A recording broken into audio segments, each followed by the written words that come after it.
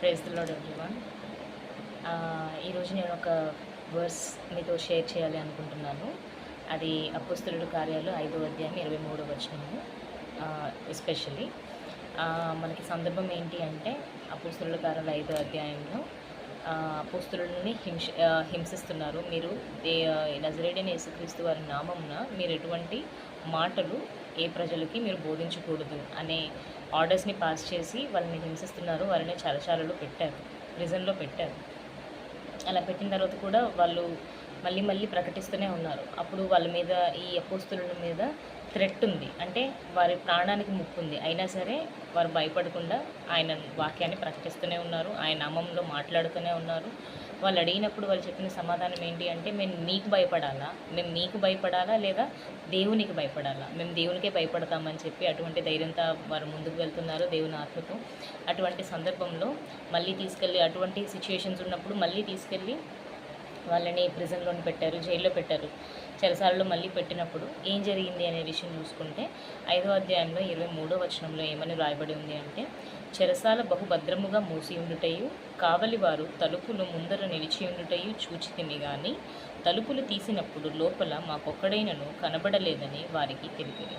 అంటే ఒక జైల్లో ఉండాల్సిన సెక్యూరిటీ మొత్తం ఉంది, అయినా సరే మనుషులు మాత్రం లేరు అక్కడ. అంటే అక్కడ గాడ్ మిరాక్యులస్గా వారిని విడిపించారు. వాడిని చెరసాలలో నుంచి ఫిజికల్గా వాళ్ళని బయటికి తీసుకొచ్చారు. ఆ విషయము ముందరే నించున్న గార్డ్స్కి కూడా, ఆ ముందున ఉన్న ఆ ప్రిజన్ గార్డ్స్కి కూడా తెలీదు.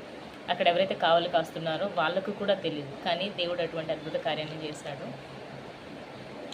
మన జీవితాల్లో కూడా ఆయన అద్భుత కార్యాలు చేస్తాడు. ఈ విధంగాను ఇంత డ్రమాటిక్గా, ఇంత పెద్దదిగా చేయాలి అని అనుకుంటే అది ఆయన ఇష్టం. ప్రతిసారి ఇలా జరగకపోయినా అవసరాన్ని బట్టి అది డ్రమాటికే, అది పెద్ద కార్యమే, అది అద్భుత కార్యమే.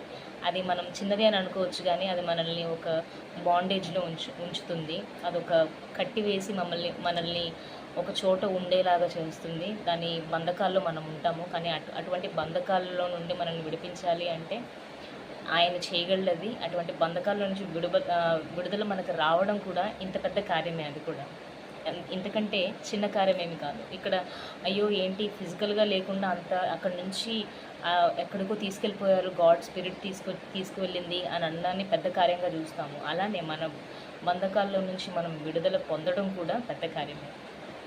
అంటే ఈ మిరకిల్ అనే వర్స్ని నేను ఎందుకు ఎంచుకోవాలి అని అనుకున్నాను అంటే, మనకి తెలుసు ఆయన అద్భుత కార్యాలు చేస్తాడు అని. ఇక్కడ ఎంత అద్భుతం జరిగిందో మన జీవితాల్లో కూడా అద్భుతాలు